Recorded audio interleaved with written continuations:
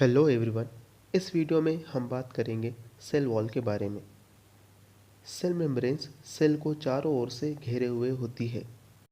Cellulose से बनी हुई सेल वॉल्स प्लांट सेल के चारों ओर पाई जाती है। अब यह सेल्यूलोज क्या है? सेल्यूलोज एक स्पेशलाइज्ड या विशेष तरह के शुगर से बना होता है जिसको स्ट्रक्चरल कार्बोहाइड्रेट्स कहते हैं। स्ट्रक्चरल कार्बोहाइड्रेट्स को प्लांट सेल्स एनर्जी के लिए इस्तेमाल नहीं करते, बल्कि ढांचा या स्ट्रक्चर बनाने के लिए प्लांट सेल्स इनका इस्तेमाल करते हैं। फ़र्ज़ करो सेल वॉल कार्डबोर्ड बॉक्स है या पुट्ठे का बॉक्स है और प्लांट सेल पानी से भरा हुआ गुब्बारा है। अब ये गुब्बारा पुट्ठे के बॉक्स के अंदर है। इस तरह ये पुट्ठे का बॉक्स गुब्बारे को प्रोटेक्ट करता है और सपोर्ट देता है। यही मामला सेल का और सेल वॉल का है।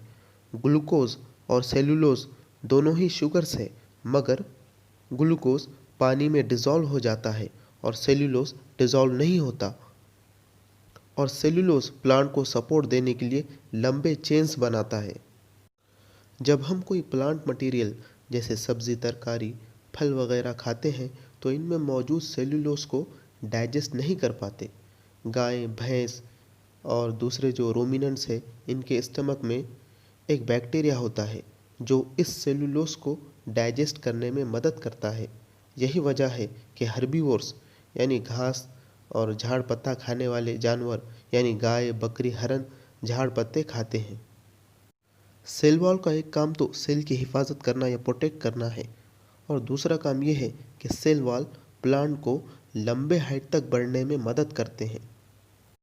इंसान का स्केलेटन उनकी बॉडी को और शेप को बनाए रखता है, लेकिन 100 फुट लंबे रेडवुड ट्री में स्केलेटन तो नहीं होता।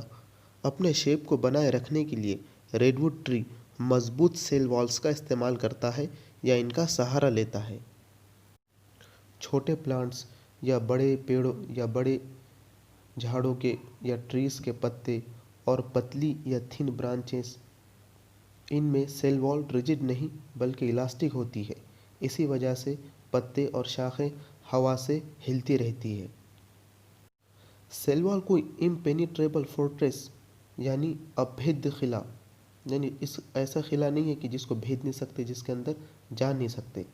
सेल वॉल में बारीक बारीक सुराख होते हैं जिनको प्लाज्मोडेस्माटा कहा जाता है। एक सेल की सेल मेम्ब्रेन और आसपास के सेल की सेल मेम्ब्रेन प्लाज्मोडेस्माटा के ज़रिए कनेक्टेड होती है, और ये कनेक्शन की वजह से एक दूसरे का साइटोप्लाज्म कनेक्टेड होता है। अब इस कनेक्शन के ज़रिए सेल्स दूसरे सेल्स को न्यूट्रिएंट्स, वेस्ट प्रोडक्ट्स और आयंस वगैरह ट्रांसफ़र कर पाते हैं। इस प्रोसेस को सिम्प्लास्टिक पाथवे कहा जाता है। सेल वॉल्स के बीच में एक स्पेस होता है। इस स्पेस में से मॉलिक्यूल्स ट्रांसफ़र होते हैं। इस प्रोसेस को अपोप्लास्टिक पाथवे कहा जाता है। ट्रांसपिरेशन प्लांट्स में एक प्रोसेस है। ट्रांसपिरेशन के कारण प्लांट सेल्स का पानी भाप बनकर उड़ जाता है। इस तरह सेल के अंदर का पानी कम हो जाता है। गुब्बारे में से पानी कम हो जाए तो उसका शेप बदल जाता है, लेकिन सेल वॉल सेल का शेप बनाए रखते हैं, जो कि इसका एक अहम काम और फंक्शन है। सेल वॉल दूसरे स्पेसीज जैसे बैक्टीरिया, फंगाई, कुछ प्रोटोजोआ और अलगी वगैरह में भी प्रेजेंट होता है, मगर इनके cell wall plant cell wall से डिफरेंट होते हैं, क्योंकि प्लांट सेल वॉल में सेल्यूलोज होता है और इनके सेल वॉल्स में कोई दूसरा मॉलिक्यूल या सब्सटेंस होता है। इनमें अदर स्ट्रक्चरल कार्बोहाइड्रेट्स जैसे काइटिन या चाइटिन वगैरह प्रेजेंट होते हैं। स्ट्रक्चरल कार्बोहाइड्रेट्स के और भी बहुत सारे टाइप्स हैं, जैसे सेल्यूलोज एक है और काइटिन भी इसमें इसी का एक भाग है। इसका भी वही फंक्शन है, यानी काइटिन का भी वही फंक्शन है जो प्लांट सेल वॉल में सेल्यूलोज का होता है। Thanks for watching.